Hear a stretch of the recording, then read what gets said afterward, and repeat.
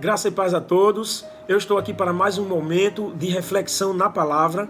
E o texto que eu trouxe para a nossa meditação de hoje, nós o encontramos no Evangelho de Mateus, capítulo 1 e o verso 23, que nos diz assim: A virgem conceberá e dará à luz um filho, e o chamarão pelo nome de Emanuel, que quer dizer Deus conosco.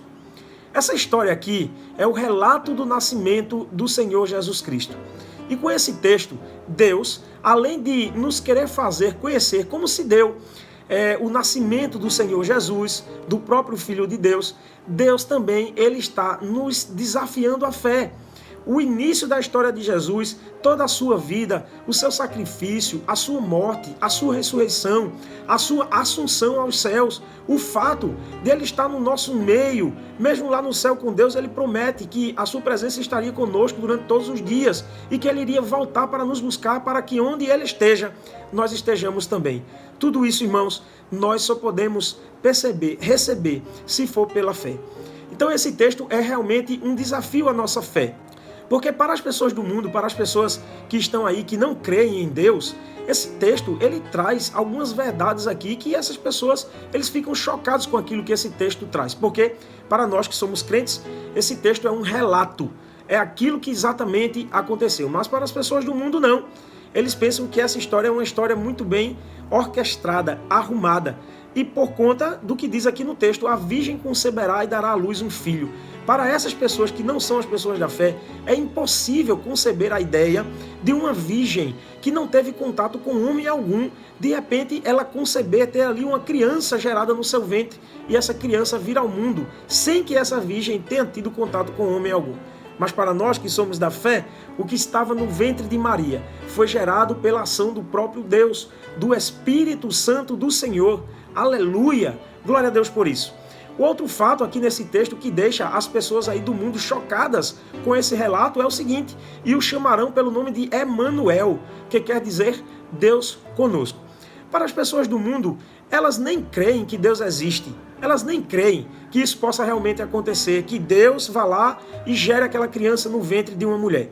E mais absurdo ainda é o fato de que, ainda que Deus realmente existisse na concepção dessas pessoas, jamais ele quereria gerar aquela criança no ventre de Maria e se esvaziar ao ponto de habitar aqui conosco. Jamais Deus iria permitir que o seu próprio filho viesse a estar aqui conosco e ainda mais pagar um tão alto preço pela nossa vida. Isso é um absurdo para essas pessoas. Eles não podem crer porque eles não são da fé. Mas nós que somos da fé, somos desafiados a crer desde o início da história do Senhor Jesus, a lançar o fundamento da fé. É isso que esse texto está falando. Esse texto está nos dizendo que para crermos no Senhor Jesus é preciso ter fé. E realmente, a Bíblia nos diz que sem fé é impossível agradar a Deus. Então, aqui está o ponto. O ponto de tudo é a fé. Deus, desde o início, ele tem exercitado a nossa fé e ele quis que, desde o início da história do seu próprio filho, continuasse sendo assim, que nós fôssemos exercitados na fé de crer que até mesmo o fato de ter sido gerado no ventre da sua mãe foi por uma ação sobrenatural, foi um milagre. Jesus foi gerado no ventre de Maria pelo Espírito Santo. Além disso, além de Deus estar exercitando a nossa fé com esses relatos, nós observamos aqui também que Deus fez isso porque é justamente pela fé, mediante a fé, que nós somos salvos. O texto lá de Efésios nos diz que nós somos salvos pela graça mediante a fé. Então, sem fé, nós não temos como receber esse presente de Deus, esse dom gratuito de Deus, que é a sua graça, que nos justifica e nos faz estar na condição de seus filhos perante Ele. É a fé quem faz isso. O outro ponto é que é pela fé que depois que nós recebemos Jesus, depois que recebemos esta graça, nós precisamos continuar vivendo.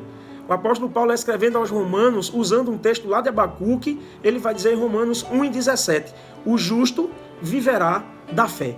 Então, Deus exercita a nossa fé desde o início da história do seu Filho.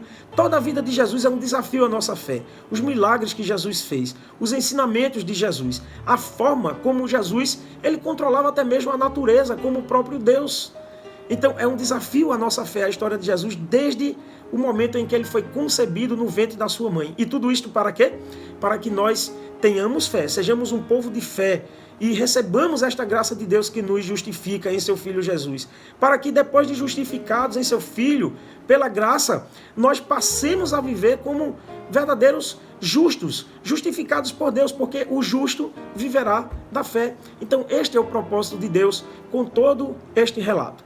Por isso eu quero dizer para você hoje, Jesus é o Jesus da fé. Sem fé é impossível crer no Jesus da Bíblia.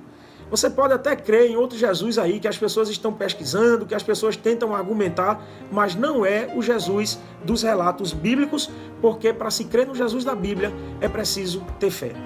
Crer no Jesus da Bíblia, porque somente a fé é que vai tirar você realmente dessa condição e vai fazer com que você receba pela graça, mediante a fé, essa justificação da parte de Deus, que te torna filho de Deus, em plena comunhão com Ele, apto a viver uma vida abençoada e ainda ao final ter esta promessa maravilhosa de que você estará para sempre com o Senhor Jesus Cristo na glória.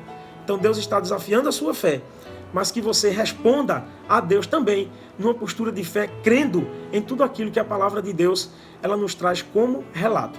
Esta é a palavra que eu deixo para os irmãos hoje e em outro momento eu espero estar junto com os irmãos mais uma vez. Que Deus abençoe a todos.